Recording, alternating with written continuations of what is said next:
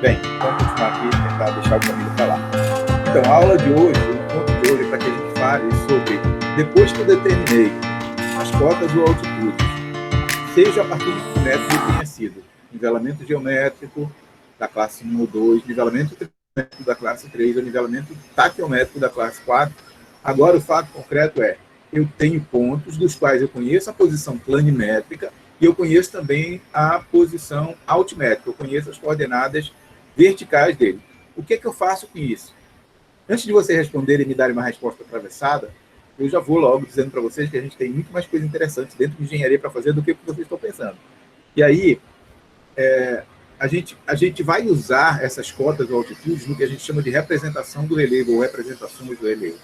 A norma brasileira diz que o relevo da superfície terrestre é uma feição contínua e tridimensional, e existem diversas maneiras de representar o relevo.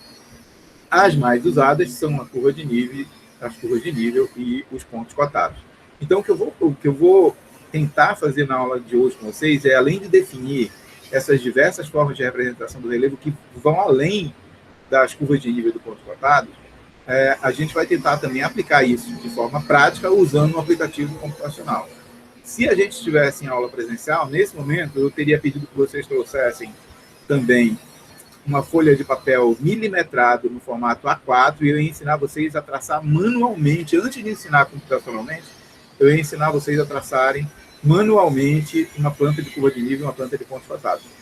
Como isso não é possível, porque a gente não tem esse presencial e seria muito complicado ensinar vocês a traçarem isso de forma remota, eu resolvi dar só a parte computacional. Mas, a meu favor, eu digo que vocês não estão perdendo muita coisa, porque embora essa parte manual ela sirva bem para vocês compreenderem melhor como é que as coisas são construídas, de fato vocês não fariam isso na vida real praticamente nenhuma vez. A minha geração, e algumas gerações até depois da minha, fizeram, e todas as antes da minha, de engenheiros, traçávamos curvas de nível, pontos cotados todas na mão, trabalhando com papel vegetal, caneta nanquim e tudo mais. Vocês já não fazem mais isso. Já há pelo menos uma década e meia aí, todas as representações de relevo são feitas computacionalmente, e eu vou ensinar isso para vocês, e é por isso que eu pedi que vocês instalassem um software gratuito, que é o DataGeoSys. Vamos lá. Então, o que é uma planta de pontos cotados? Uma planta de pontos cotados nada mais é do que... Não esqueçam que a norma diz que a gente só pode ou só deve fazer o nivelamento para encontrar a cota ou as altitudes ortométricas desses pontos, desde que eu conheça a posição planimétrica desses pontos. Ou seja, previamente, eu já tenho que ter feito o levantamento desses pontos materializados no terreno, já tem que ser conhecida a sua posição planimétrica. X, Y, norte-oeste, latitude, longitude, eu tenho que saber onde eles estão. A partir do momento que eu sei onde eles estão, ou seja, a sua localização planimétrica já é conhecida, a gente pode, então, aplicar uma das técnicas dos métodos de nivelamento geométrico, trigonométrico, taquiométrico, e a partir do conhecimento, então, agora das três posições, X, Y, Z, norte-oeste, altura, norte-oeste e cota, latitude, longitude e altitude autométrica, eu posso, então, definir a posição nos pontos e posso inserir também as suas coordenadas. Então, a planta de pontos cotados nada mais é do que eu encontrar a posição de pontos no terreno dos quais eu conheço a sua altitude ortométrica ou a sua cota. Então, a gente desenha uma planta. Nessa planta, como essa que aparece aqui, a gente vai ter todo o levantamento que foi executado, ou seja, eu vou ter o arruamento, eu vou ter as edificações que estão no lote, eu vou ter a posição das árvores que estão aqui marcadas de verdinho. Além disso, eu vou ter também pontos que estão definidos aqui dentro desses círculos vermelhos. Aqueles que não são daltônicos vão ver um círculo vermelho aqui. E eu tenho um ponto e eu tenho um valor ao lado. Isso aí nada mais é do que um ponto com a sua cota ou a sua altitude. Nesse caso aqui, este ponto está nessa posição X, nessa posição Y, e a sua cota é de 903 metros de altura em relação ao nível médio do mar. Eu estou falando aí de altitude ortométrica. Ao passo que este ponto aqui está nesta posição X, nessa posição Y, e a sua altitude ortométrica é de 899 metros. Puxa, professor, eu estou num lugar bem alto, tá? Esse lugar não é em Fortaleza, esse lugar é no interior de São Paulo. Esse lugar é em São Carlos, onde a gente usou o material para poder fazer o nosso livro. Mas, e lá é bem alto em relação ao nível médio do mar, é um lugar bastante até seco e frio. Então, o que dá para vocês perceberem é que eu tenho aqui um ponto a 903 metros e eu tenho aqui um ponto a 899. Significa que existe um desnível em aclive indo deste ponto para este de 4 metros. Porque saindo daqui para cá eu tenho que passar por algum lugar pela cota 900, 901, 902, até chegar na cota 903. Ou seja, vindo deste ponto para este ponto, eu estou subindo. O contrário também é verdade. Então, se eu estou aqui no ponto com a cota 903, para vir para cá, para um ponto da cota 999, que é mais baixa, naturalmente eu estou em declive. E eu tenho que sair da cota 903, passar pela 902, passar pela 901, passar pela 900 até chegar na cota 899. Deu para vocês compreenderem? Eu tenho vários pontos aqui. Eu tenho aqui um ponto de cota 905, 903, 903. Significa que este ponto e este ponto aqui, ó, estão todos praticamente nivelados na cota 903. Estão terraplanados, estão num plano na cota 903. Mais baixo, obviamente, do que este ponto aqui, que está na cota 905. Se a gente fosse olhar esse terreno, a gente ia perceber que esse terreno daqui vai da cota 899 para 903, depois para 905. Significa que eu estou sempre num aclive subindo da esquerda para a direita. Deu para entender aí, gente? Turma? Sim, professor. Beleza, tranquilo. Daqui a pouco eu vou ensinar vocês a construir uma planta de pontos cotados como essa aqui. A segunda representação de relevo, que ela só pode ser determinada depois que eu tenho uma planta de pontos cotados, que foi determinada depois que eu preparei e executei um nivelamento, algum tipo de nivelamento no terreno, ela é uma planta como essa aqui. É uma planta bidimensional, obviamente, em planta, vista superior, onde eu tenho coordenada X e coordenada Y, ou coordenada norte, coordenada este, ou latitude e longitude, e em desenho eu tenho isolinhas, que são essas linhas tortuosas que aparecem aqui, e quanto mais tortuosas e quanto mais próximas dessas isolinhas, que a gente chama de curvas de nível, mais íngreme é o terreno. E por íngreme, eu quero dizer que o terreno é mais acidentado. Ele pode ser íngreme tendo um aclive de subida ou de um declive, de descida. Quanto mais afastadas e homogeneamente afastadas estiverem as linhas, mais plano é aquela região do terreno. Então, olhando essa planta de curva de nível aqui, eu posso dizer que esta área aqui é uma área muito mais íngreme do que esta área aqui. Esta área aqui é uma área mais plana. Agora, como é que eu sei que esse terreno está subindo, está descendo? Como é que eu interpreto uma planta de curva de nível? Basta que eu olhe para as cotas, que são esses numerozinhos que estão em escuro aqui, ó, que são as inscrições de qual altura estão essas isolinhas. Isolinhas, iso igual, linhas, linhas de igual altura, linhas de igual altitude, linhas de igual cota. Então, são linhas onde todos os pontos no terreno percorrido por essa linha possuem a mesma cota, a mesma altitude ou a mesma altura. Ok? Daqui a pouco, nem vocês nem eu conseguimos ver essas cotas, mas daqui a pouco eu vou ensinar para vocês como é que a gente define e como é que a gente cria uma planta de curva de nível. Uma outra representação que a gente pode fazer, essa sim já só computacional, não existia na minha época uma forma de representar isso aqui, porque a gente só tinha gráficos bidimensionais, é o que a gente chama de modelo numérico do terreno ou modelo digital do terreno, que pode ser apelidado aí de MNT se eu estiver chamando de modelo numérico, ou de MDT se eu estiver chamando de modelo digital. Eu costumo chamar de modelo numérico do terreno para fazer uma distinção entre o modelo digital do terreno, construído a partir de imagens raster, de imagens matriciais. Essa imagem aqui é uma imagem vetorial. E a partir dessa imagem vetorial, eu consigo construir uma imagem tridimensional do terreno. Notem que esta parte aqui, que é a parte mais alta, esses dois morrinhos que tem aqui, são esses dois morrinhos aqui, ó. Aqui e aqui, ó. Logo, essa parte aqui é mais íngreme. E essa parte aqui, onde eu tenho as curvas de níveis mais homogeneamente afastadas, é essa parte aqui, ó, mais plana. mais plana, mas mais baixa também, ok? A gente consegue construir, e a gente daqui a pouco vai fazer isso aqui computacionalmente. Fazer isso na mão é difícil, mas fazer isso computacionalmente é muito simples, e eu vou mostrar para vocês que o programa faz isso e ajuda a gente a trabalhar modelos tridimensionais também. Depois que a gente tem o nivelamento, ponto cotado, a planta de curva de nível, eu construir um modelo 3D, eu posso colocar todas essas informações dentro, por exemplo, de um sistema BIM. Vocês já ouviram falar de BIM, gente? Vocês fizeram um desenho no primeiro ano, já ouviram falar de BIM? Quem é que foi o professor de desenho de vocês? Ivan. Quem? Ivan. Sou Ivan. Ok. E ele falou de BIM para vocês? Sim. Ok. O professor Ivan também é do meu departamento. Vocês já viram que no DET só tem gente maluca, né? O professor Ivan agora está cultivando uma barba de Papai Noel, depois que a gente entrou em pandemia, ele está só em casa, resolveu estar... O Ivan tem aquele jeito de falar dele, porque... Mas ele é uma pessoa legal e é provável que ele tenha falado para vocês não só da parte de desenho analógico em papel, mas também entrado na parte de CAD e até um pouco na parte introdução na parte de BIM.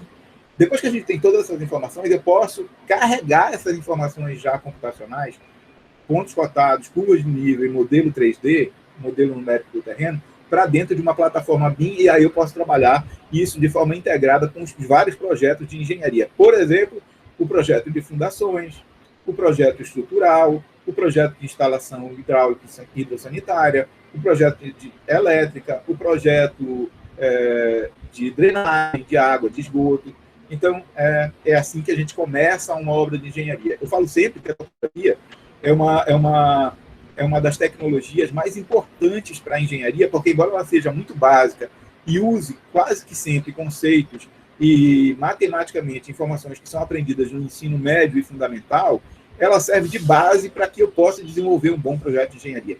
Ninguém faz um bom projeto de engenharia, ninguém executa um bom projeto de engenharia se não conhecer o terreno onde esse projeto vai ser assente. E esse projeto pode ser qualquer coisa. Pode ser uma edificação, pode ser um prédio, pode ser um resort, pode ser uma barragem, pode ser uma estrada, pode ser um aeroporto, pode ser qualquer obra de engenharia.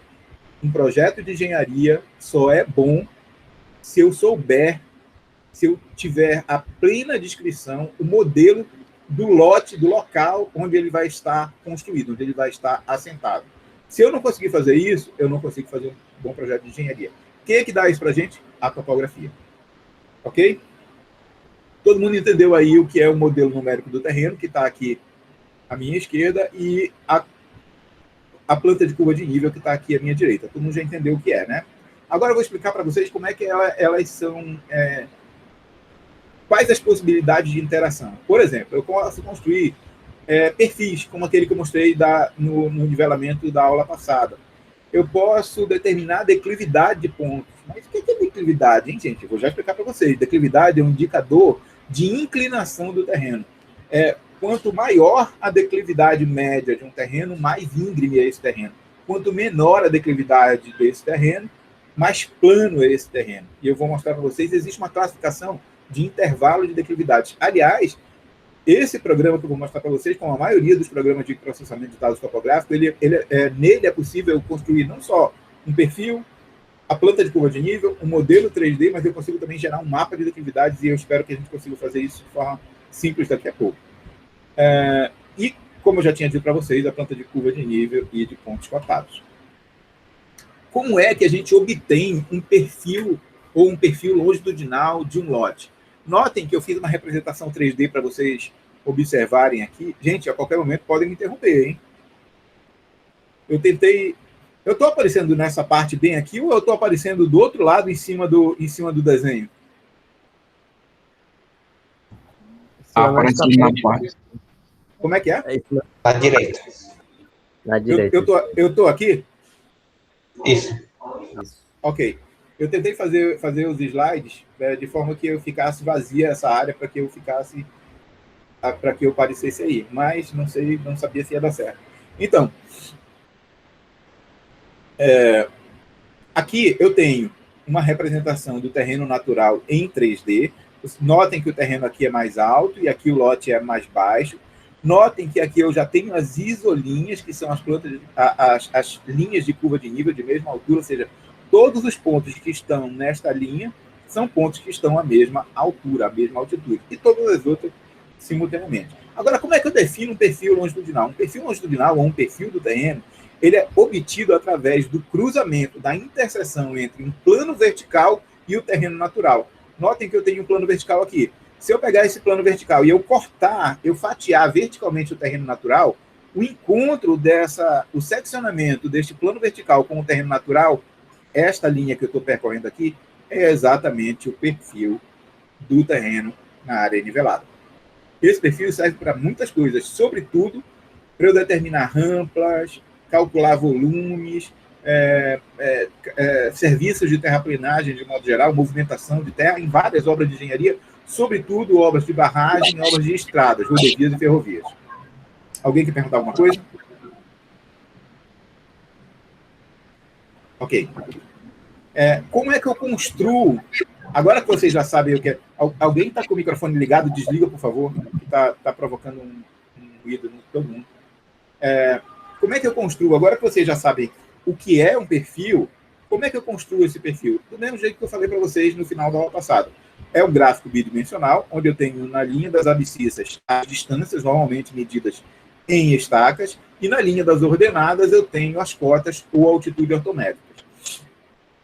Ao cruzar estaca 501, cota da estaca 501, estaca 502, cota da estaca 502, estaca 503, cota da estaca 503. Ao cruzar todos esses pontos e ligá-los através de uma linha suavizada, eu tenho aí o perfil do terreno, ou o perfil longitudinal do nivelamento.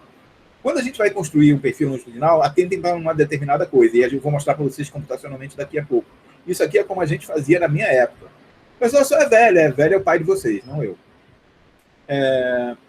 A gente aqui, nas distâncias, vai utilizar uma escala diferente da escala que vai ser utilizada nas ordenadas, nas cotas ou altitudes.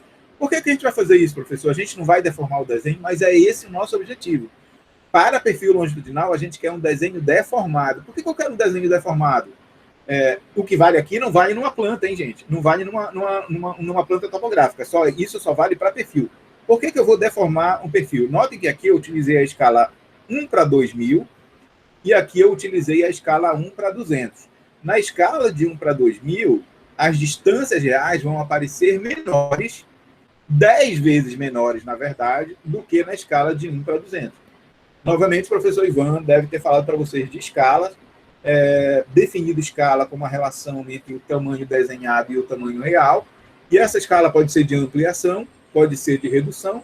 Normalmente, em engenharia, para nossos projetos, para fins de projeto de engenharia, a gente reduz o tamanho natural dos lotes, das obras, dos projetos, para que ele caiba num papel e eu possa, então, fazer o meu projeto miniaturizado, trabalhar com ele.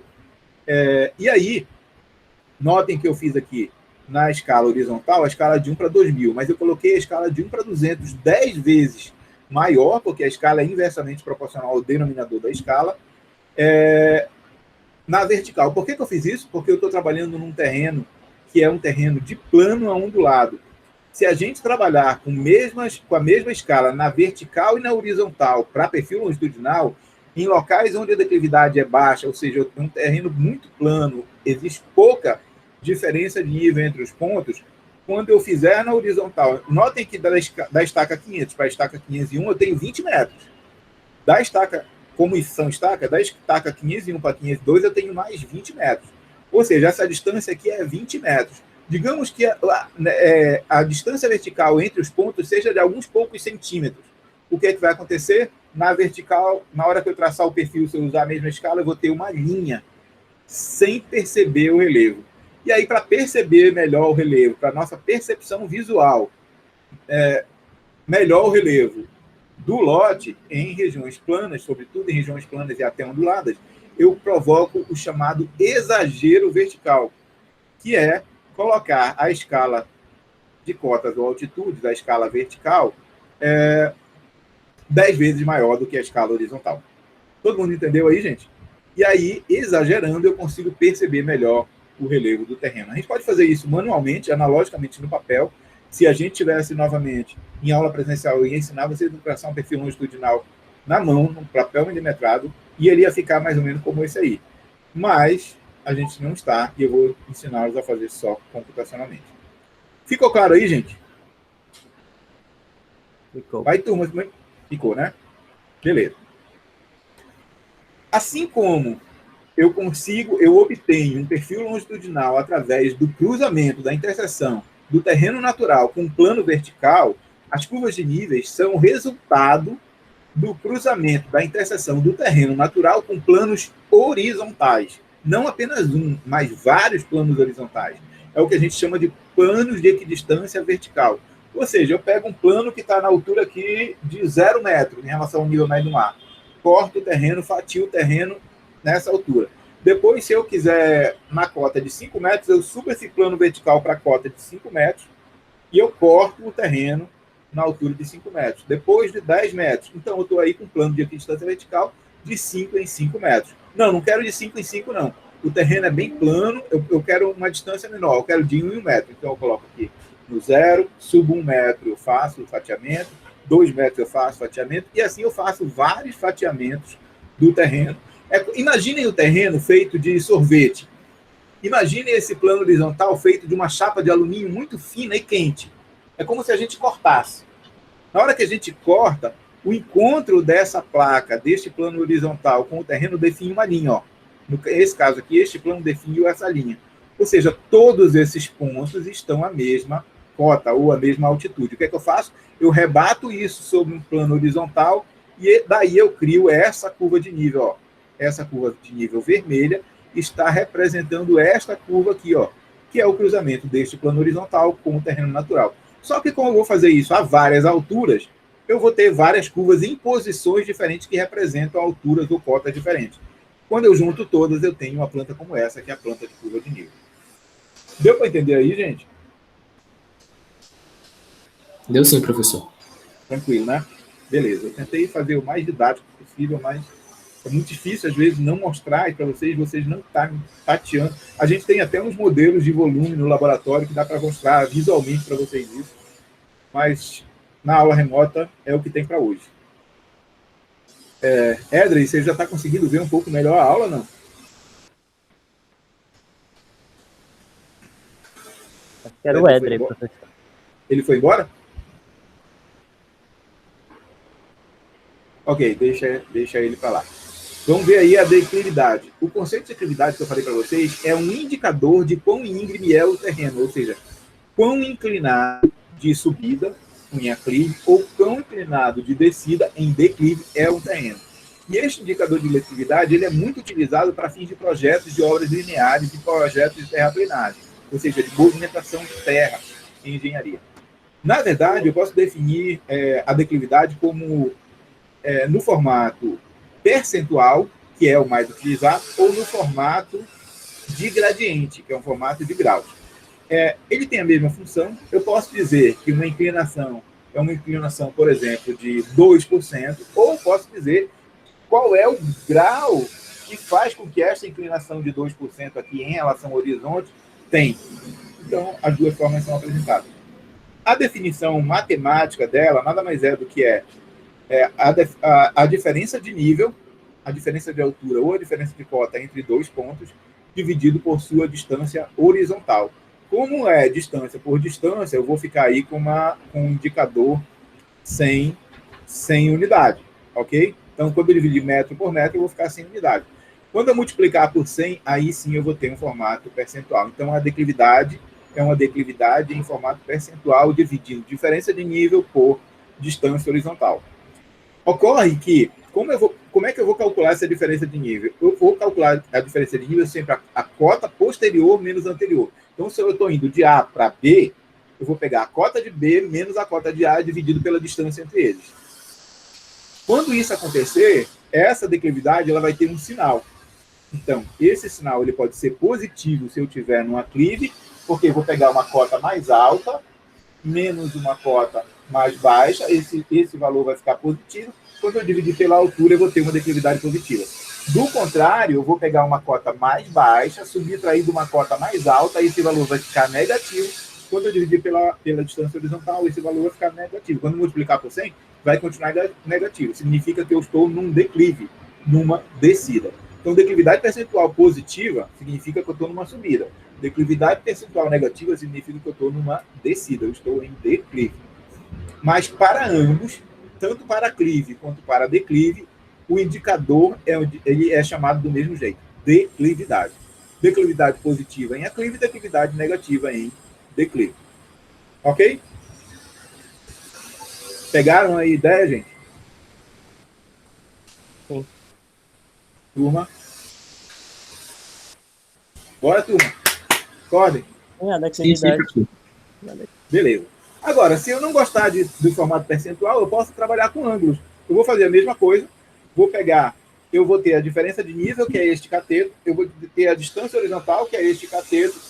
Eu acho esta inclinação aqui pelo arco tangente da diferença de nível pela distância horizontal. E aí eu vou ter o ângulo dessa rampa de inclinação da declividade. E aí eu vou estar em formato de graus. Ok? Mas a indicação é exatamente a mesma. Diferença de nível por distância horizontal. O arco tangente dessa relação vai me dar a inclinação em graus. Pronto.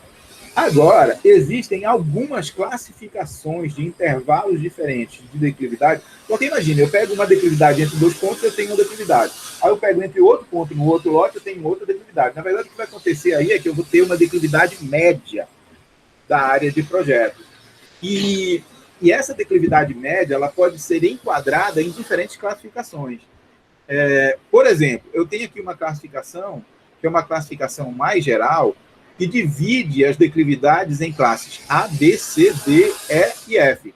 Por exemplo, declividades percentuais menores do que 3%, ela está na classe A e a interpretação é que tem uma declividade fraca.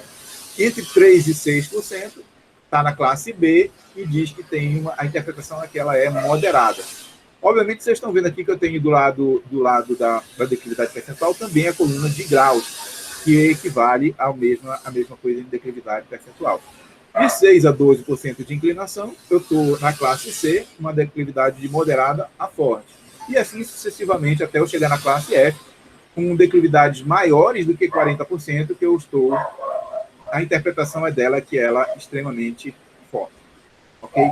Mas, muito dentro de engenharia, tanto na área de hidráulica quanto dentro da... Gente, só um minuto.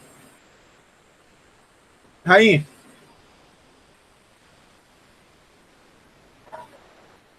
Bem, são os meus clientes que estão doidinhos aqui com o porteiro que veio trazer uma correspondência. Pois bem, dentro de engenharia de transportes, dentro da engenharia civil, a gente tem três grandes áreas. A engenharia de transportes, a engenharia hidráulica e ambiental e a engenharia estrutural e construção civil, que é representada por 3 departamentos no nosso centro de tecnologia. Tanto o pessoal da engenharia hidráulica quanto o pessoal da engenharia de transportes, de um modo geral, são os que trabalham mais com movimentação de terra. Por quê? Porque o pessoal da engenharia hidráulica trabalha com hidrologia, trabalha com redes de água, trabalha com redes de drenagem, trabalha com redes de esgoto.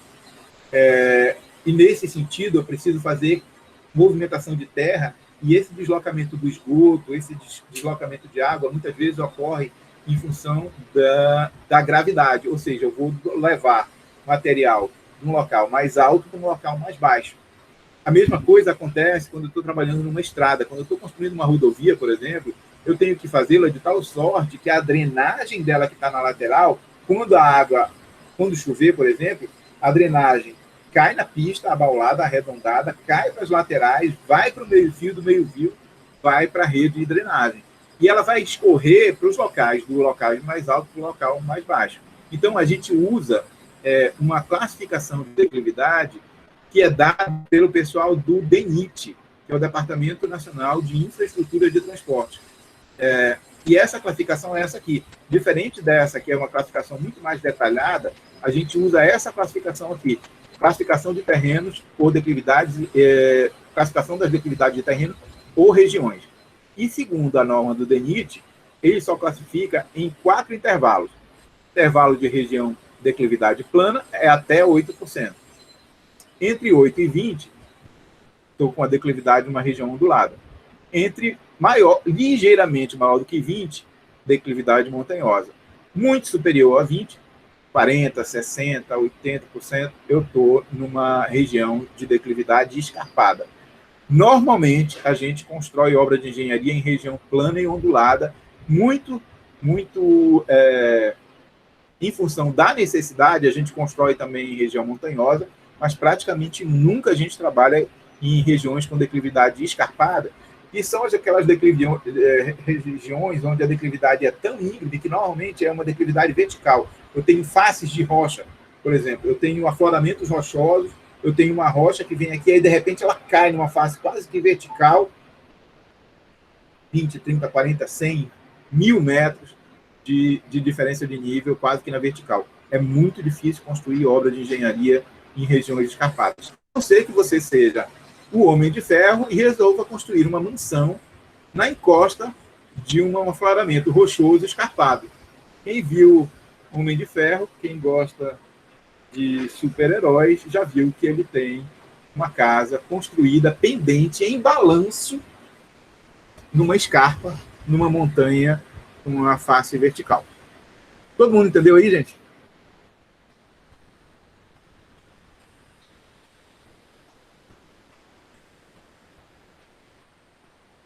Bem, vou deixar para vocês lerem mais explicações, mais do mesmo, que eu já falei para vocês aqui.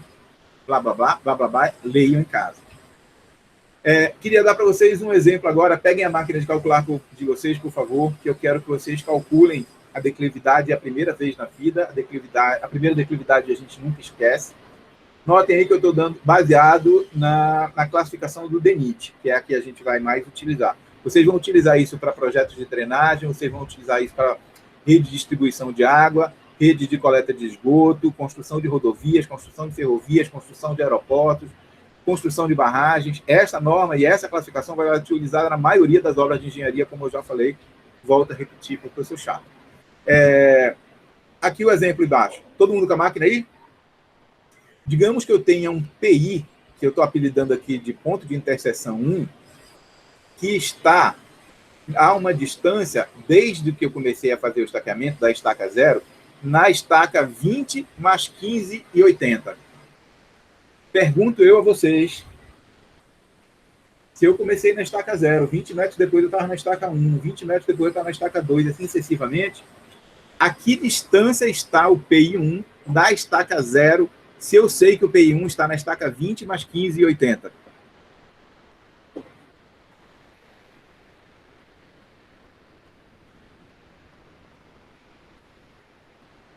Eu tenho o dia todo aqui, gente. Não tem problema não. 415 e 80? Quanto é? 415 e 80?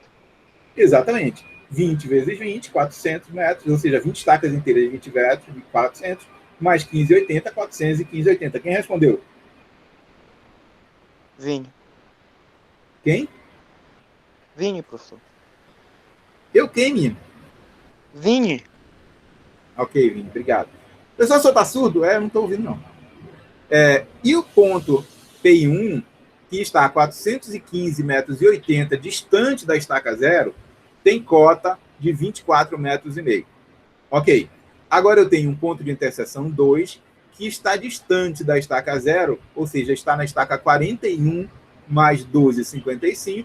Façam a mesma coisa e digam para mim a que distância está o PI2 da estaca 0.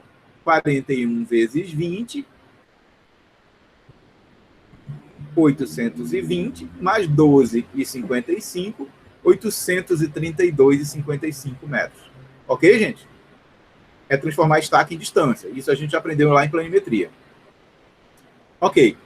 Agora eu vou perguntar para vocês qual é a distância entre o PI1 e o PI2. 432,55 menos 832,55 menos 415,80. Que distância é a distância entre o PI1 e o PI2, gente?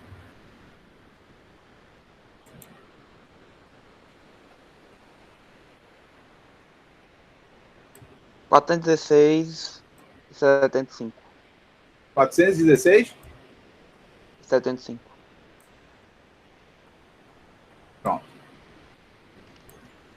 Essa é a distância horizontal. Qual é a distância? A diferença de nível, gente, entre os pontos. A diferença entre as cotas, sempre a posterior da inferior. Logo, a diferença de nível vai ser 75,90 menos 24,50, que dá...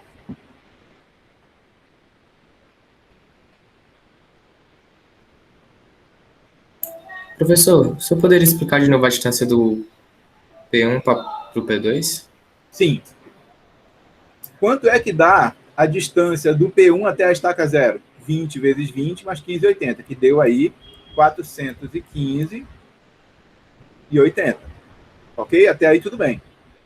Que é transformar estacas em distâncias em metros.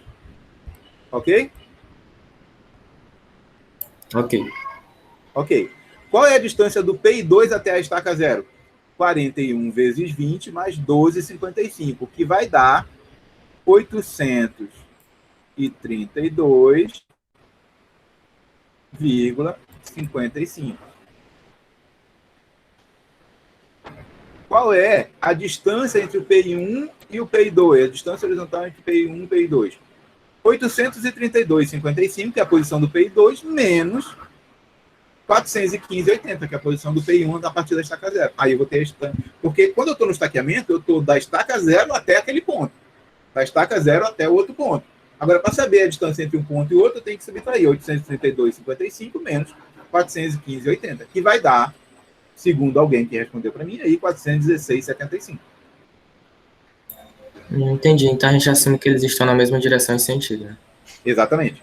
Agora, qual é a diferença de nível? Eu tenho que subtrair as duas cotas ou as duas altitudes, 75,90 menos 24,50. Que deu? Alguém responde para mim, por favor.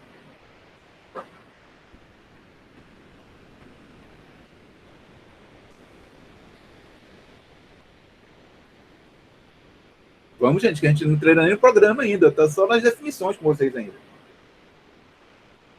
51,4. 51,4. E Quanto a declividade é 12%. Quanto é que deu primeiro a diferença de nível, gente? 51,4. 51,4 metros. Agora, a declividade percentual Professor, vai ser a diferença de nível, isso aqui, dividido pela distância horizontal multiplicado por 100. Ou seja, 51,4 dividido por 416,75 multiplicado por 100, que deu... Quem é que me disse aí? 12,3%. 12,3%. 3? 12,3%, sabe? Pronto. 12,3%. Aí eu pergunto a vocês, se esses dois pontos têm declividade de 12,3%, eu posso classificá-los aqui, ó, entre 20% e 30%. Logo, eu sei que essa região é uma região ondulada. Fechou aí?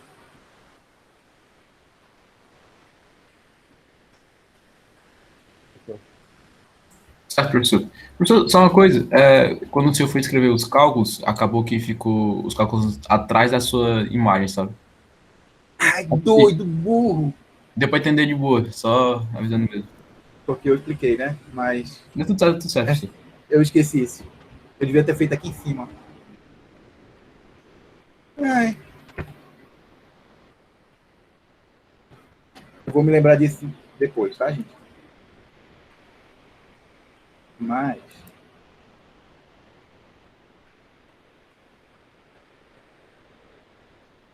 foi isso aqui que eu tentei fazer, gente, ó. Dá para ver agora? E aí? Distância horizontal, diferença de nível, declividade percentual de 12,3, que está entre 20 e 8. Logo, eu vou estar aqui na declividade ondulada. Pronto, é só isso aí. As curvas de nível, aqui mais blá blá blá. Novamente, o fatiamento horizontal. Nesse caso aqui, eu estou com planos de distância vertical de 10 em 10 metros. Estou na cota 0, depois 10, depois 20, depois 30. Por quê? Porque eu estou aqui numa região mais montanhosa. E aí eu posso fazer curvas de níveis de maior afastamento entre uma e outra. Notem que aqui embaixo eu vou ter uma representação. Se eu não tivesse as cotas, uma mesma planta de curva de nível ela pode representar tanto uma elevação, um morro, uma montanha, quanto um buraco, uma depressão. Eu sei que isso aqui é um morro, é uma elevação, porque as cotas estão vindo de fora para dentro, crescendo, ó. 0, 10, 20, 30. Então, eu sei que de baixo está menor e ela vai crescendo até ficar mais alto. Agora, se fosse o contrário, se eu tivesse 0 dentro, 0, 10, 20, 30 para fora, eu estaria num buraco e deste buraco eu estaria subindo para fora. Isso seria um buraco ao invés de uma montanha. Tudo depende da cota, por isso que a curva de nível precisa ser cotada. Deu para entender, gente? Bem, para fazer o nosso exercício que a gente vai fazer computacionalmente, eu vou precisar que vocês entendam o processo de quadriculação. O processo de quadriculação nada mais é do que uma forma trabalhosa, mas muito precisa de nivelar o terreno. Antes de fazer o nivelamento, eu tenho que piquetear o terreno e quadricular o terreno. Por exemplo, em estacas de 20 metros. Então, eu faço linhas perpendiculares entre si. Então, eu faço uma linha aqui, 20 metros depois eu faço uma outra linha, 20 metros depois eu faço uma outra linha, e assim sucessivamente, e na outra direção também. De tal forma que o terreno fique todo quadriculado. E nesse quadriculamento, no encontro de cada uma dessas linhas, eu coloco um piquete. Um piquete que vai fazer quadrículas de uma estaca, de 20 metros, por exemplo. E depois eu nivelo esses piquetes. E aí eu vou obter o resultado. Eu vou tentar mostrar para vocês um negócio aqui que é mais fácil ensinar no quadro. Mas eu vou tentar, eu vou desenhar aqui em cima agora para vocês entenderem. Como é que a gente faz manualmente e como é que o computador faz computacionalmente, que é exatamente do mesmo jeito, a interpolação para achar os valores inteiros das curvas de nível. Eu vou tentar mostrar para vocês. Vocês estão vendo o meu mouse aqui, né? Eu vou mudar aqui para uma caneta e vou mudar a cor da tinta para azul, para ficar mais fácil de vocês enxergarem. Ó, digamos que eu tenha 2 pontos, um ponto A e um ponto B. Eu sei que o ponto A está na cota 12,60 e eu sei que o ponto B está na cota 13,70 metros. E sei que a distância entre o ponto A e o ponto B, a distância horizontal, é de uma estaca, de 20 metros. O que se pede é que vocês determinem o ponto de cota inteira entre o ponto A e o ponto B. Por quê? Porque se eu estou trabalhando de metro em metro, e o ponto A está na cota 12,6 e o ponto B está na cota 13,7, para eu sair de A e chegar em B em algum lugar, eu passo pela cota inteira de 13. Eu estou dizendo para vocês o seguinte, vou tentar desenhar aqui embaixo. Digamos aqui que isso aqui é a nossa superfície de referência. Eu tenho um ponto bem aqui. Este ponto aqui está no terreno. Este ponto aqui é o ponto A. E este ponto aqui tem cota de 12,6. Eu tenho um ponto bem aqui. Eu estou olhando lateralmente, viu, pessoal? Esse aqui é o ponto B. O terreno está aqui, ó.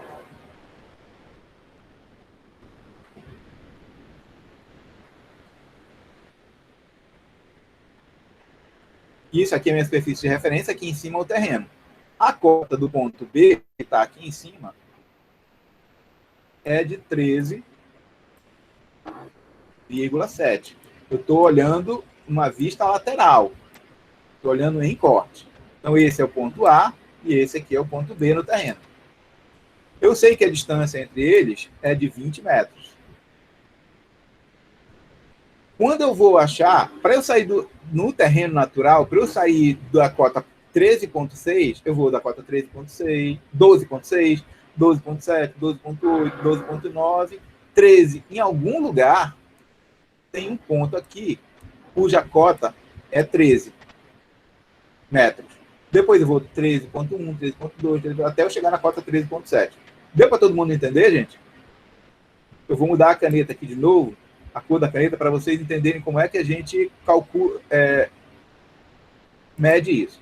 Na verdade, esses pontos aqui formam um triângulo retângulo e a gente vai supor que a inclinação ou a declividade aqui, ela ocorre de forma linear.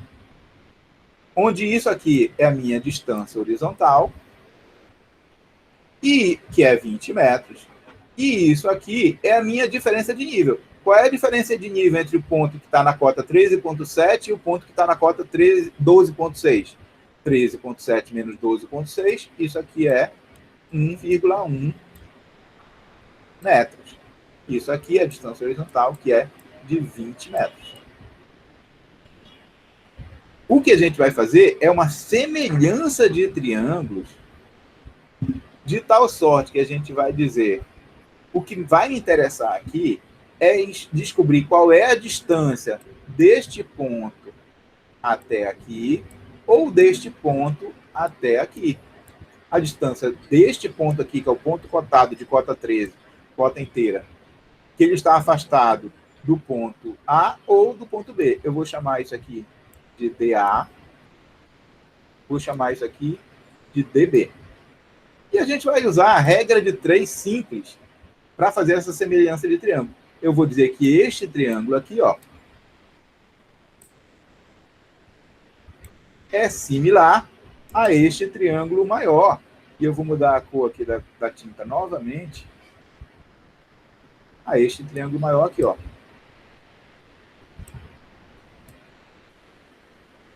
Como é que ficaria essa regra de 3? Eu diria que 1,1, que é a distância do triângulo, a diferença de nível do triângulo maior, está para 20 metros, que é a distância entre eles. Assim como eu estou desenhando em cima de mim de novo, atrás de mim de novo. Assim como essa distância bem aqui que a gente conhece. Que distância é essa aqui, gente? Qual é esse tamanho aqui? Se eu estou bem aqui, eu estou na cota 12,6 e aqui eu estou na cota 13, qual é essa distância aqui? 13 menos 12,6. Essa distância aqui é de 0,4.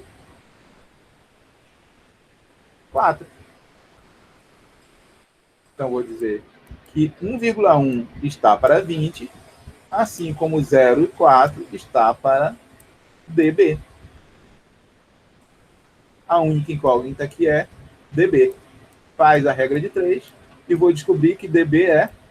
Calcule aí para mim, por favor, gente. A distância... Quanto? 7,3 metros.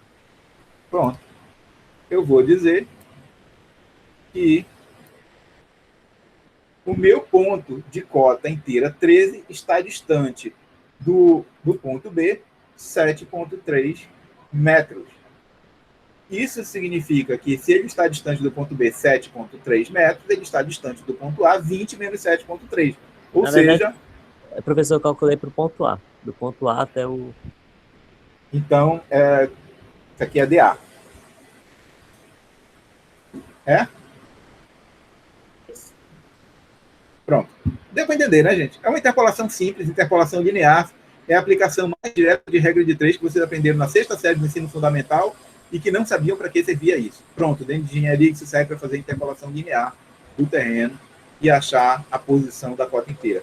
Agora, a gente teria que fazer isso centenas ou milhares de vezes num lote para achar a posição das cotas inteiras. Um computador faz isso aqui muito rápido, porque o computador ele não serve muito para pensar, mas ele serve para fazer conta muito rápida. E aí ele é mais rápido para a gente do que fazer a operação matemática, é por isso que a gente usa computacionalmente. Mas é assim que a gente, é assim que o computador faz isso também. Deu para entender, gente? Sim, professor. Beleza, né? Tranquilo. Vamos ao nosso exercício. Vamos ao nosso exercício que a gente vai usar o computador. Notem aí. Após a determinação das cotas, que eu estou chamando de Z aqui, através de um levantamento altimétrico, e aí não está interessando se foi nivelamento geométrico, trigonométrico, tecnométrico, eu fiz um levantamento altimétrico e obtive as cotas de 24 pontos.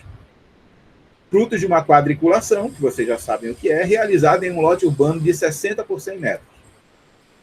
Pede-se a planta de pontos cotados, a planta de curva de nível, cotadas com plano de equidistância vertical de 1 metro, o modelo digital do terreno, o mapa de declividade com 3 intervalos pela regra do DENIT e um mapa de volumes de corte aterro com tabela de volumes.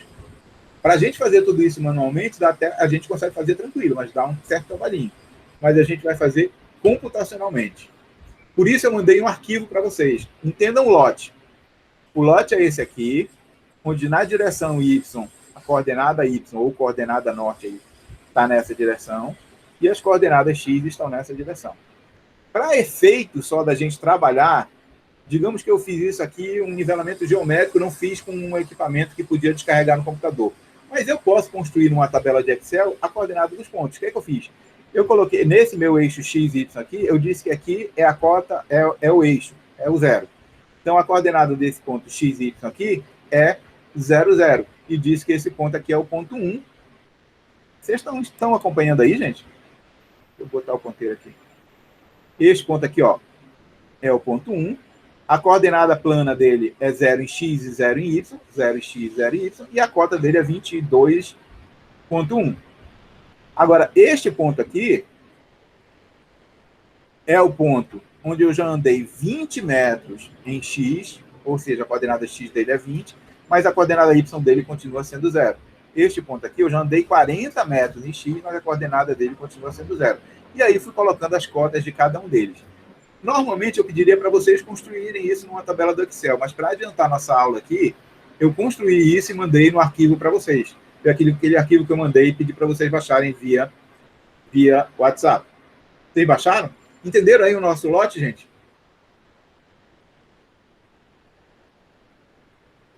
Cada ponto é uma altura, né? Que está na tabela. Cada ponto desse aqui corresponde a um ponto desse aqui, e um desses valores que estão aqui são as cotas Z que estão aqui na tabela. Ok? Vocês abriram aí no Excel? Só olhando para esse lote aqui em planta, a gente já pode perceber algumas coisas. Ó, que este ponto aqui no meio, que tem cota 3,1, é o ponto mais baixo do terreno. Depois eu vou subindo para cá, ó, 8, 12, 18, 23. E este ponto aqui em cima é o ponto mais alto do terreno. Agora, o que eu teria que fazer é aplicar essa técnica que eu acabei de ensinar para vocês. Vem aqui, ó. Entre a cota, se eu quero plano de equidistância de 1 em 1 metro, entre a cota 3,1 e a cota 11,1, bem aqui nessa linha, eu vou ter que achar onde é que passa a cota 4, a cota 5, a cota 6, a cota 7, a cota 8, a cota 9, a cota 10 e a cota 11. Porque são cotas inteiras entre a cota 3,1 e a cota 11,1. Só nesta face desta quadrícula, eu teria que fazer a interpolação para 4, 5, 6, 7, 8, 9, 10 e 11. Eu teria que fazer aí 7 interpolações. E assim a gente teria que interpolar em todas as faces dessas quadrículas para obter a posição de todos os pontos. E quando achássemos, por exemplo, em algum lugar, eu vou marcar aqui, vou mudar a caneta, vem aqui, só para vocês verem. Em algum lugar, eu sei que, digamos que eu quisesse fazer só de 5 em 5 metros, não de 1 em 1, só para vocês entenderem. Eu sei que entre a cota 3,1 e a cota 11,1, passa um valor de cota 5.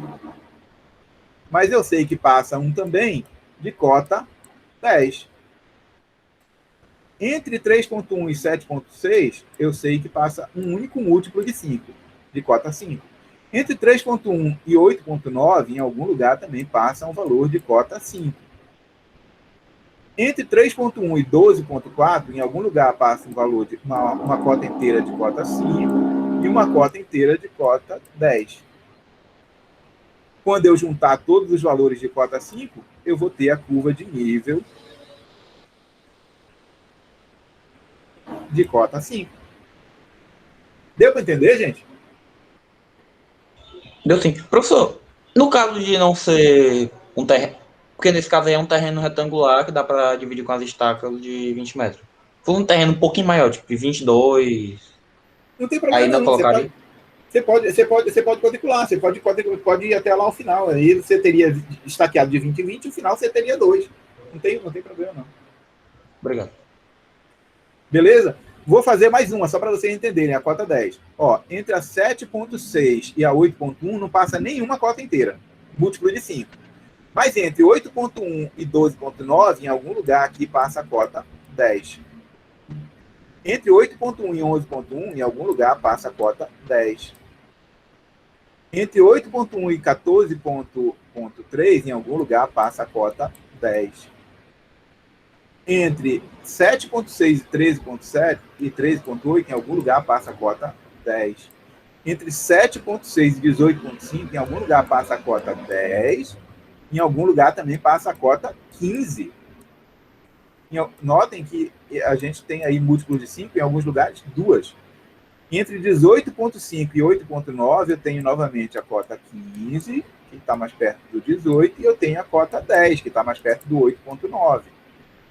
Entre 8,9 e 18,9, eu tenho a cota 10 e eu tenho a cota 15. Entre 8,9 e 13,9, eu só tenho a cota 10. Se eu for juntar todas as minhas cotas 10, agora eu vou ficar com um negócio assim, ó, gente.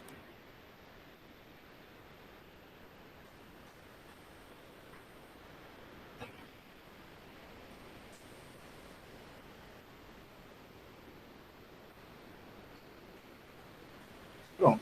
Essa é a curva de nível cota 10. Achar a posição de onde está passando essa cota 10, essa cota 15, é daquele jeito que eu acabei de ensinar para vocês aqui, com a interpolação linear, com regra de 3. Depois a gente faz a mesma coisa para a cota 15, para a cota 20, e aí a gente tem a planta de curva de nível. Neste caso aqui, de 5 em 5 metros. Mas como a gente vai fazer computacionalmente, e quem vai fazer essas contas todas é o computador, eu pedi que vocês fizessem de 1 em 1 metro. Ok? Já entenderam o que é que a gente vai fazer, né? Agora vamos para o programa. Vou parar aqui. E vou abrir o Data Geosys. Por favor, abram também aí o Data Geosys.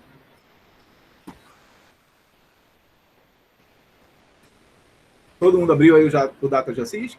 Ah, vocês antes, vamos lá no arquivinho que eu mandei para vocês. Cadê o maldito, gente? O de Excel? Você estava agorinha? Eu estava bem? Pronto.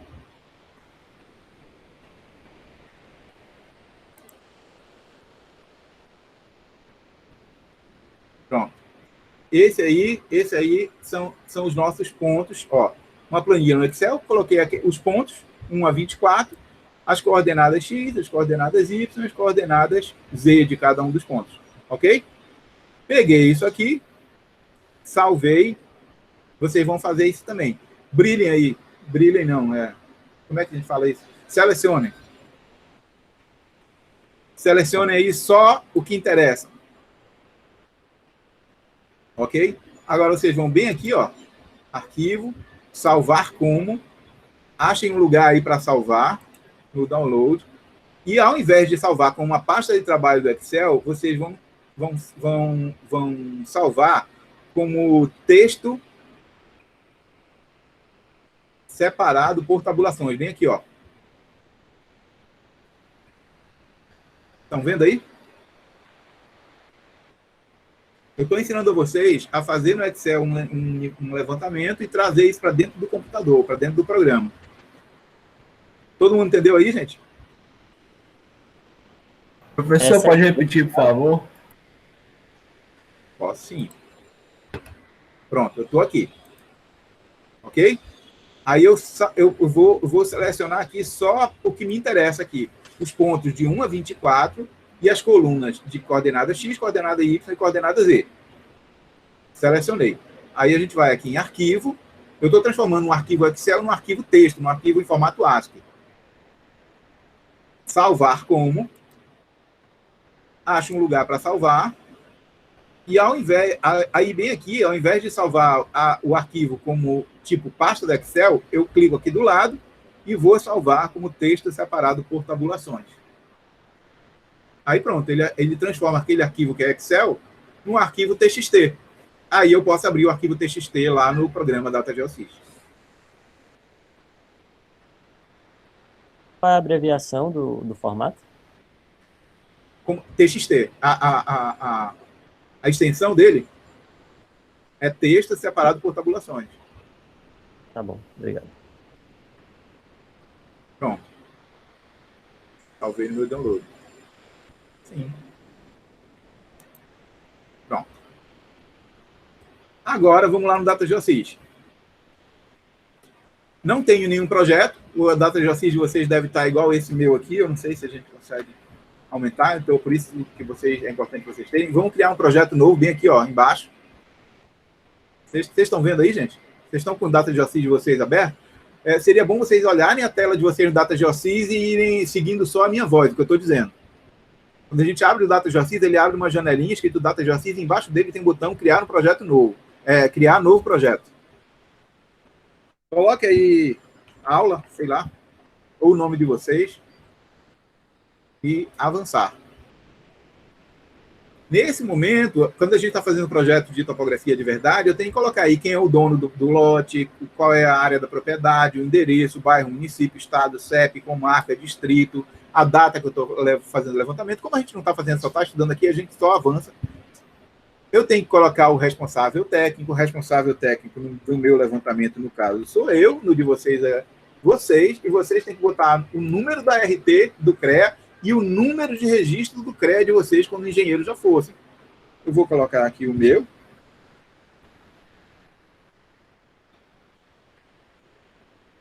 (8530) CREA Pará. O de vocês, quando vocês formarem, vocês vão se registrar no Conselho Regional de Engenharia e vão ter um número de CREA também, só que vai ser um CREA-CE. E aí a gente descreve o serviço, levantamento, altimétrico, pilote urbano,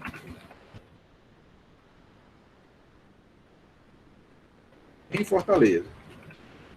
Faz uma descrição, uma breve descrição do que é que vai ser, porque isso ele vai gerar um relatório e nesse relatório vai aparecer essas informações, ok? Concluir. Aí bem embaixo tem uma teclinha de concluir. Pessoal, vocês estão muito calados. Vocês estão acompanhando aí? Estão fazendo? Sim, professor. Beleza, né? Aí ele abre uma janelinha, pronto, o meu projeto já é uma janelinha que chama Aula GeoProject. Aí daqui do lado tem uma tecla de menos, uma coisa para expandir e um X. Clica no expandir, que é para ele abrir a tela todinha, ficar grande assim. Notem que eu tenho uma interface aqui de vários botões na horizontal e eu tenho vários botões na vertical também. Mas eu não tenho nada dentro do projeto. Eu só criei um projeto novo, eu dei um nome para ele, disse onde é que ele vai estar, mas eu não tenho nada dentro. Eu preciso trazer para dentro do meu projeto aquela caderneta lá com as coordenadas X, Y, Z do meu ponto. Então, a gente vai bem aqui, ó, em cima, no menu horizontal, no botão Arquivo. E vai importar. Arquivo, importar. Pegaram aí? Agora, vocês vão dentro da pasta onde vocês salvaram o TXT. No meu caso aqui foi na pasta Download. Ele já vai estar... Notem que aqui embaixo os arquivos que ele seleciona são arquivos só no formato ASCII, só no formato de texto. O meu eu chamei ponto de altimetria, eu seleciono ele e abro. E aí acontece um problema, que eu não sei qual foi. Ah, eu já sei qual é. Está aberto aqui o Excel. Se vocês não fecharem o Excel, ele não deixa abrir. O Excel que vocês abriram o arquivo, ele está aberto no Excel. Tem que fechar para depois abrir. Vamos lá novamente. Arquivo, importar, ponto de altimetria, abrir. Aí ele já abre, não dá mais o erro. Ele abre uma janela de importação de arquivo ASCII 2. Vocês estão acompanhando aí, gente? Sim. Sim. Beleza. Aí, bem aqui em cima, escolha o modelo de importação, tudo mais. Aí tem, escolha o tipo de arquivo a ser importado. É uma caderneta de campo? Não, a caderneta de campo precisa ser calculada. A nossa já está calculada. Então, é uma caderneta de coordenadas. Vocês clicam no option aqui do lado e achem caderneta de coordenadas. Outra coisa é o seguinte.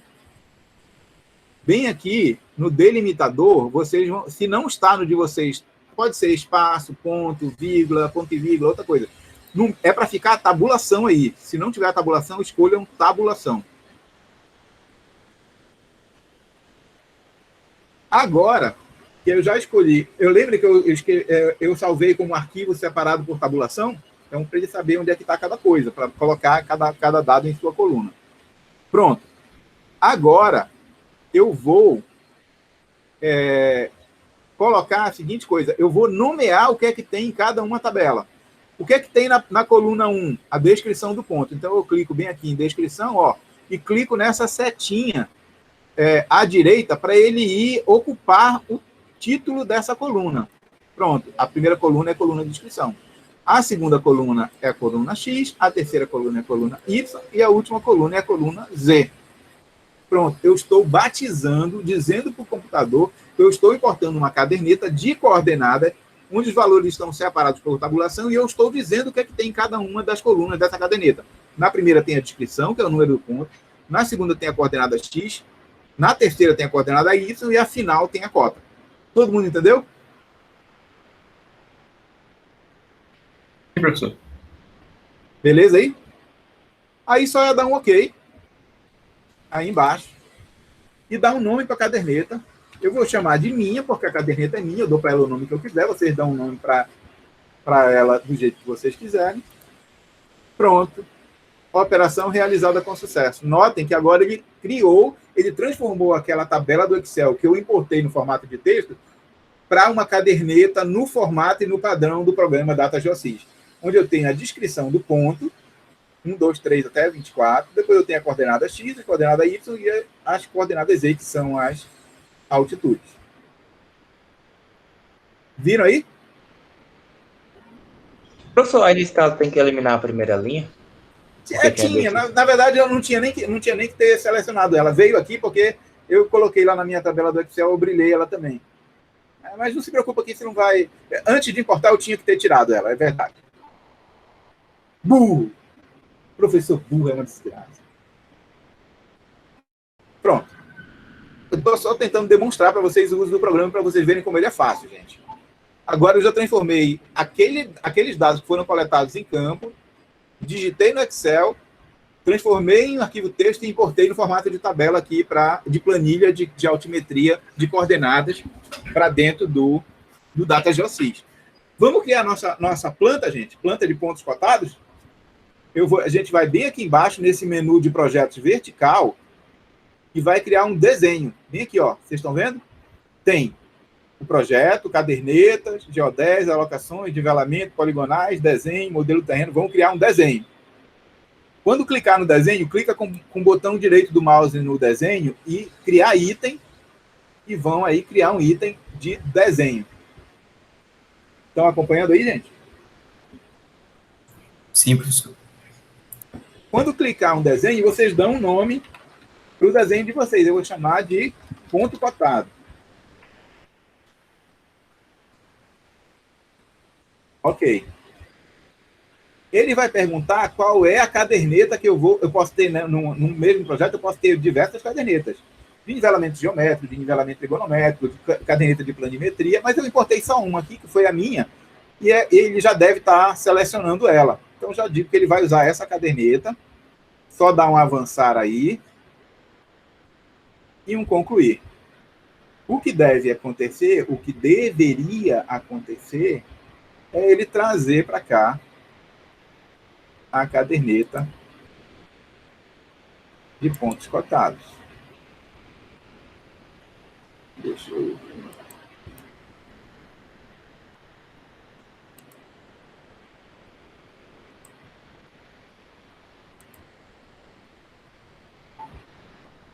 Não está funcionando. O de vocês apareceu aí, o desenho? No meu deu preto, igual tá aí. Legal. Não tem que desenhar poligonal primeiro, não. Não precisa não, porque eu não tenho poligonal. É só na planimetria que a gente cria poligonal. Talvez o desenho esteja dando erro por causa daquela linha lá, daquela linha primeira que a gente deixou lá no Excel. Abram, por favor, o arquivo. Eu acho que não, professor. Eu tirei.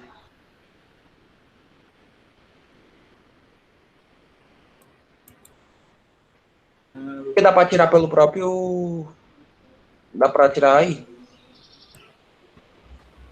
Se eu clicar na tabela, dá para excluir a linha. verdade. É mais lá em cima.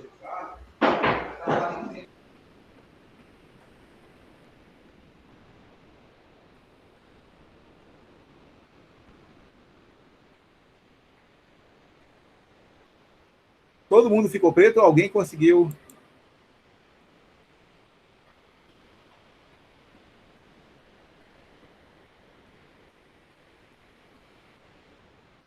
Conseguiu fazer os pontinhos? Avançar. Avançar. Deu Max. Gente, não sei qual o palco está dando essa versão. Agora o meu deu certo.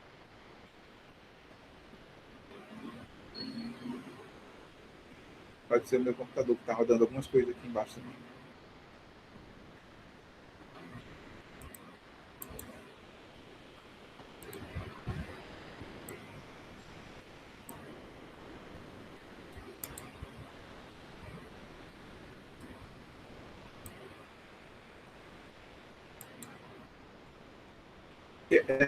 Quem que falou aí, hein? Deu certo? Foi o Vini, professor. Deu certo, eu tentei mais uma vez e apareceu. Aqui também deu certo. Os pontos. Pronto. Aqui deu também. O meu deu também. O que a gente está vendo agora são os pontos. Era aquela linha mesmo que estava atrapalhando lá. O que a gente está vendo aí são os pontos que eu chamei de 1 até 24, com cada um deles com a sua numeração e as suas cotas. Essa é a nossa planta de pontos aí. Agora vamos provocar uma interpolação para achar onde passam todos os pontos de cota inteira para poder criar as curvas de nível. Ok? Aí a gente vai bem aqui, ó. Modelo Ei, professor. do terreno. Oi. Qual foi a alteração que o senhor fez para poder dar certo aí? Não entendi. Eu fui bem aqui, clica aqui na caderneta em cima novamente, aquela caderneta que a gente tinha. Eu brilhei aqui do lado aquela primeira linha que veio trazendo o título desde a do Excel, que era ponto X, Y, Z. Ao invés de começar no ponto 1, estava começando no título da tabela. Aí eu brilhei aqui do lado, com o botão direito, ó. Eu cliquei na primeira linha e fui em excluir linha. E aí refiz o desenho. Certo, aí você fez outro desenho ou só... Eu excluí aquele desenho e fiz um outro. Eu cliquei naquele desenho que existia, apagar item e criei um novo desenho. Tá, obrigado. Ok? Aí apareceu aí os pontinhos.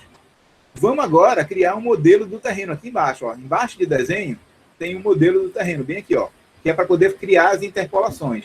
Então, cliquem com o botão direito em cima do item, criar item e criar modelagem. Tá vendo aí? Quando clicar aí, ele vai abrir uma janelinha. Aí vocês dão um nome aí para esse ponto de curvas de nível. Onde é que clica com o botão direito para criar modelagem? Tem aqui, ó, modelo do terreno. Tem aqui, ó. Tá vendo? Sim, obrigado. É um itemzinho verde. Eu não enxergo bem direito o que é que ele é, mas é um itemzinho verde.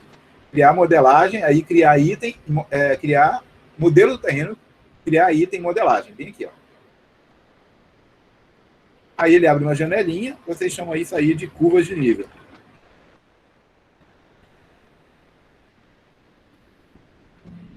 Ele já deve ter selecionado todos os pontos aí, vocês avançam.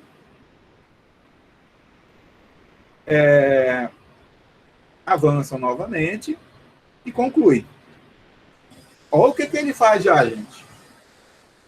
Nesse negócio de concluir, ele já fez todas as interpolações possíveis entre todos os lados e até nas diagonais dos triângulos.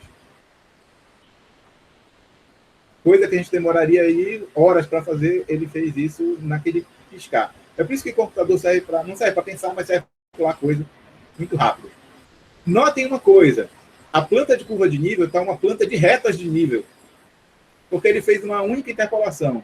A gente pode fazer interpolações criando mais diagonais. Imaginem só, se nesse primeiro triângulo aqui eu criar uma outra diagonal, eu transformo 2 triângulos em 4 triângulos. Isso chama processo de suavização. Cada vez que eu divido mais, eu faço novas interpolações e as minhas linhas vão ficando mais suavizadas, deixando de ser retas de níveis e passando a ser curvas de níveis. Onde é que a gente faz isso? Bem aqui, ó. Modificar. Aqui em cima, no menu horizontal, tem arquivo, editar, visualizar, ferramentas, configurar, modificar. Quando a gente clicar em modificar, o primeiro item é criar malha de suavização, suavizar. Ó. A gente cria aí e manda subdividir triângulos em 10. Ele vai fazer isso e olha só o que vai acontecer. Ele já subdividiu os triângulos e na hora que ele subdividir os triângulos, as curvas de nível já ficam mais suavizadas. Eu ainda não estou satisfeito, eu ainda acho que ainda tem lugares com curvas de nível em retas. Eu vou lá novamente modificar, suavizar novamente. Olha lá. Eu ainda acho que tem lugares com retas. Eu vou lá e suavizar novamente. Cada vez que ele faz isso, ele subdivide os triângulos em triângulos menores e as linhas vão ficando mais suavizadas. Vocês lembram da aula lá, gente, que eu fiz uma curva de nível de 5 metros, na curva de 5, que ela estava bem por aqui, assim, ó. Lembra que ela estava parecida com isso aqui? Sim. Só que aqui eu estou com a curva de nível de 1 em 1 metro, e não de 5 em 5. Vamos deixar só de 5 em 5 para ver se fica parecida com aquela lá, ó. Vamos novamente aqui no modificar, aqui em cima.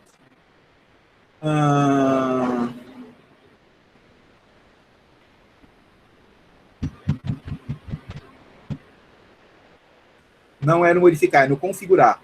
Configurar, configurações da modelagem.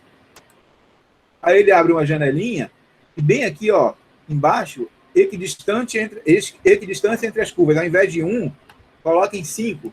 Ele vai fazer a interpolação só de 5 em 5 metros.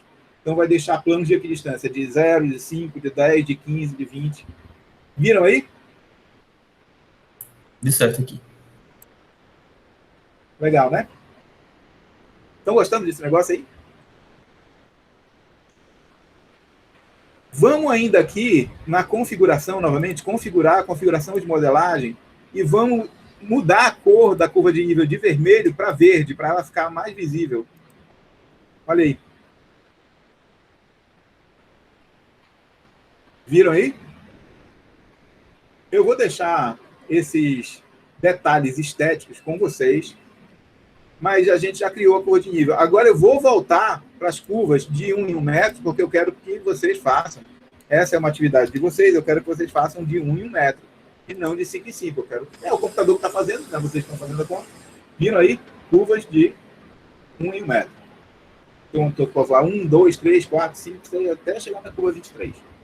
Pronto, todas as curvas, e aí ficou a planta de curva de nível.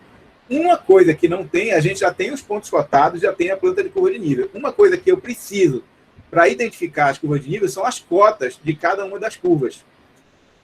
Eu quero que vocês coloquem, mas eu não vou ensinar vocês a colocarem. Vocês vão aprender sozinhos num vídeo que tem lá no site do LAG, vídeo tutoriais do DataGeoSys, cotando curvas de nível. Aí vocês vão lá, ele vai ensinar passo a passo, um vídeo no YouTube a fazer, e aí vocês vão cotar a curva de nível também. E vão deixar salvo aí, porque eu quero isso como uma atividade de vocês. A gente já fez a caderneta, a gente já fez a planta de pontos cotados, a gente já fez a planta de curva de nível, só que a de vocês vai estar cotada, mas eu não vou ensinar a fazer. Vamos criar um modelo 3D, gente? Vamos aqui embaixo, ó. Bem aqui, ó. E modelo 3D. Só clicar com o botão direito, criar item, modelo 3D. Bem aqui, ó. Vamos chamar isso de MDT. Modelo digital terreno. Ok. Vai abrir uma caderneta. Eu vou usar... Nesse momento aqui, eu poderia criar perfis, seções transversais ou superfície de modelo numérico. Vamos em superfície de modelo numérico. Mas se eu quisesse criar um perfil, seria... Eu excluiria perfil e viria aqui para baixo. Mas não é o que a gente vai fazer. Ok. Ele já criou. Se vocês pegarem o mouse de vocês e puxarem ele, assim, ó, segurarem e puxarem, ele já criou uma superfície tridimensional aí, ó, do nosso terreno. Exagerado, porque eu exagerei, mas vamos na configuração de 3D aqui em cima. Vamos pegar o exagero vertical, configuração 3D, exagero vertical, e vamos colocar 1, para ele não ficar tão exagerado. Pronto. terreno é mais ou menos assim. Tem um buraco aí no meio, mas ele não é tão esburacado. Agora, como está tudo verde, vamos colocar uma corzinha aí, em homenagem ao nosso arco-íris LGBTQI, não sei o quê. Mas, não, LGBTQI+, é assim. Um aluno dia desse fez questão de me ensinar. Pronto, agora os pontos mais baixos estão em verdes e azuis, e os pontos mais altos estão em amarelos, laranjas e vermelhos. Estão gostando aí, gente? Vocês estão conseguindo fazer aí? Como foi que o senhor fez essa alteração nas cores? Foi bem aqui, ó, configuração 3D, colorir por altura.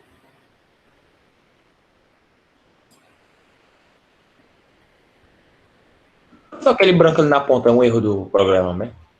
Não, não é um erro, é porque... quem falou? Vini. Vini, a gente tem problemas de interpolação nas margens.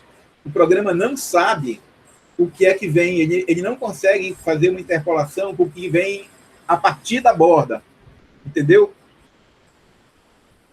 Então, nas bordas, a gente tem um problema. Ele interpola para dentro, mas ele não interpola para fora, ele fica sem saber o que é que tem lá.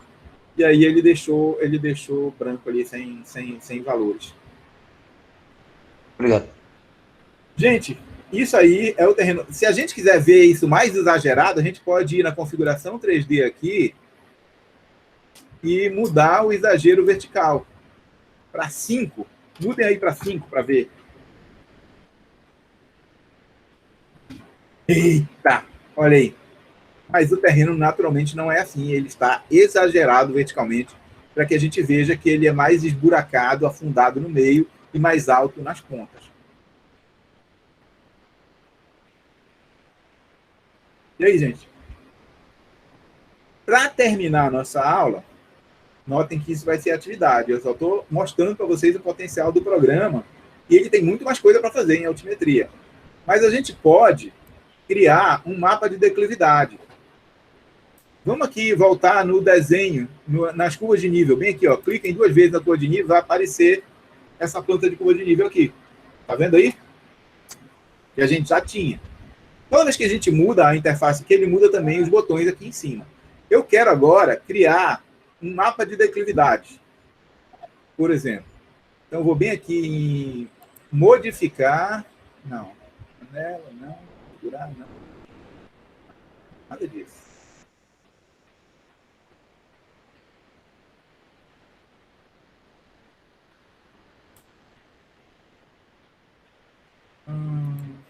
Onde é, gente?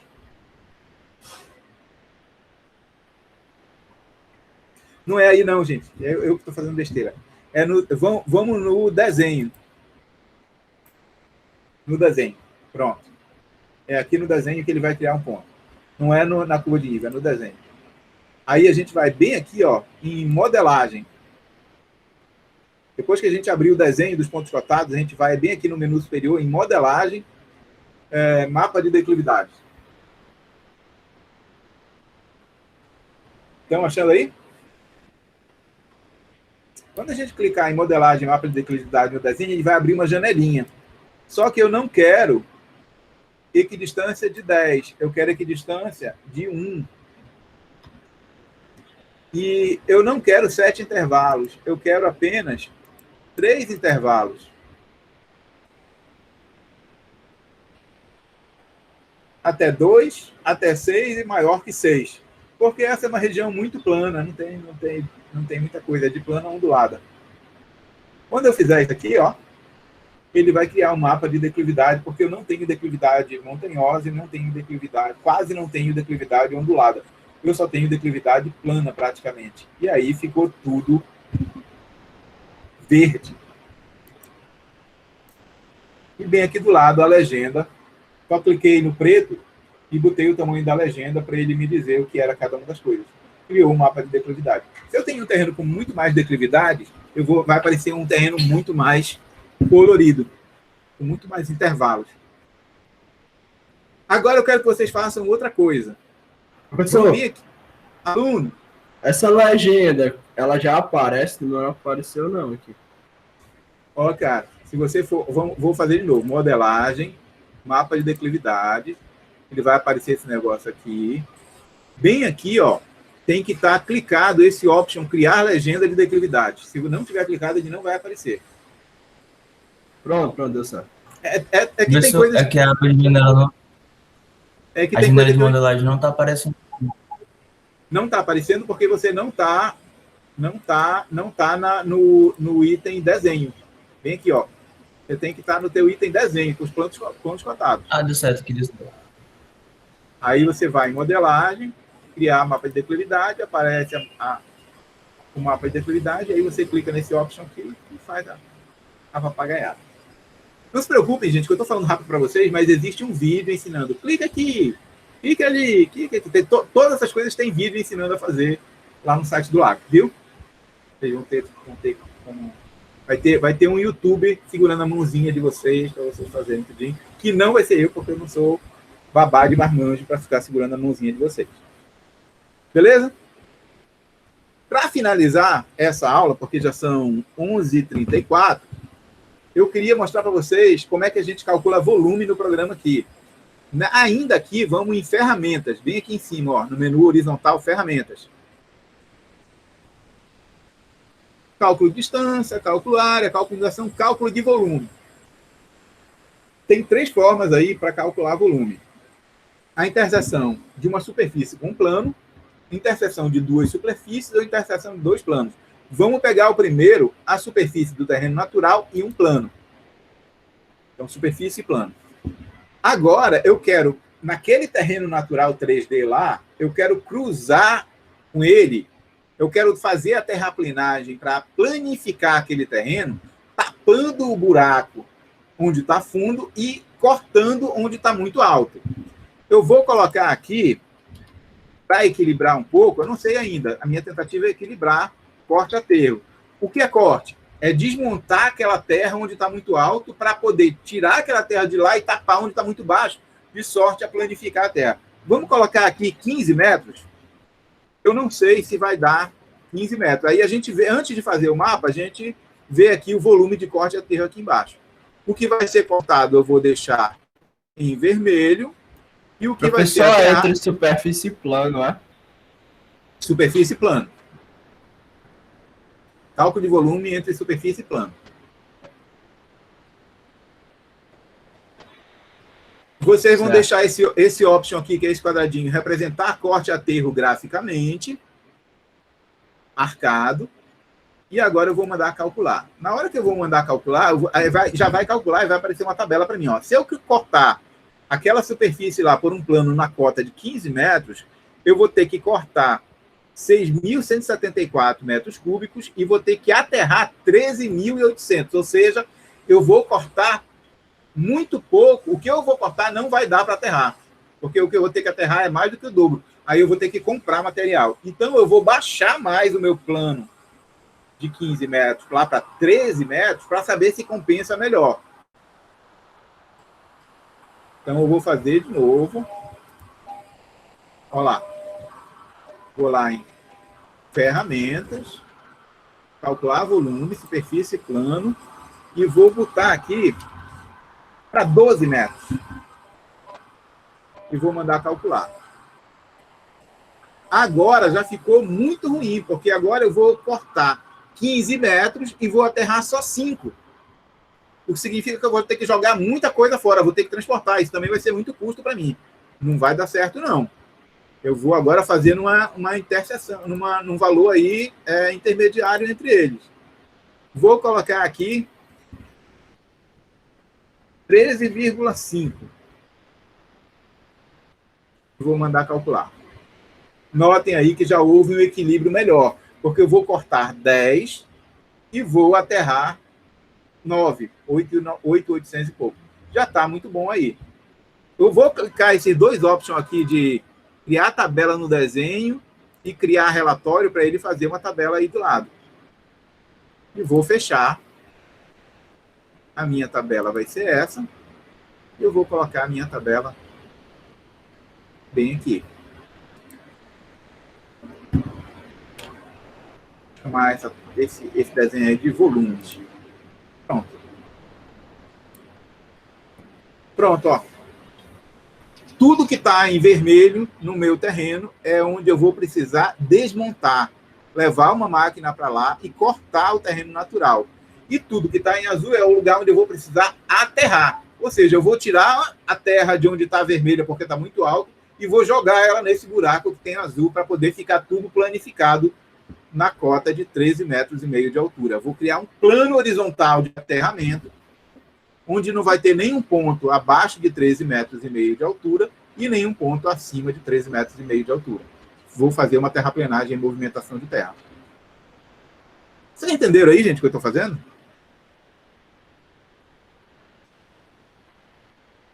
Sim, professor. E isso só foi possível fazer porque eu tinha lá feito um nivelamento geométrico no meu terreno. Eu queria voltar a pontuar. Tudo isso aqui que a gente está fazendo computacionalmente, a gente pode fazer manualmente também. Só dá um trabalho desgraçado. Normalmente eu tenho que fazer isso no Excel, implementar uma planilha no Excel ou uma programação em Python para poder fazer esses cálculos todos. Mas o programa, a gente faz isso normalmente na mão, mas o programa já faz isso, já está... É a facilidade que um programa computacional tem para poder fazer esses cálculos.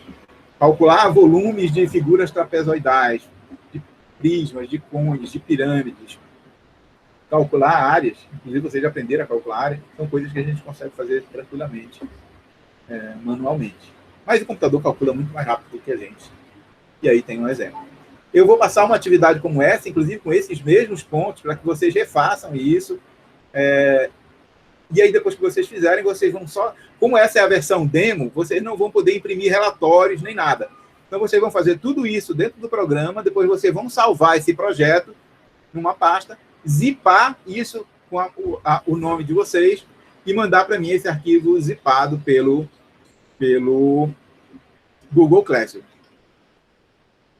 Vai ser uma atividade que eu vou colocar lá para vocês.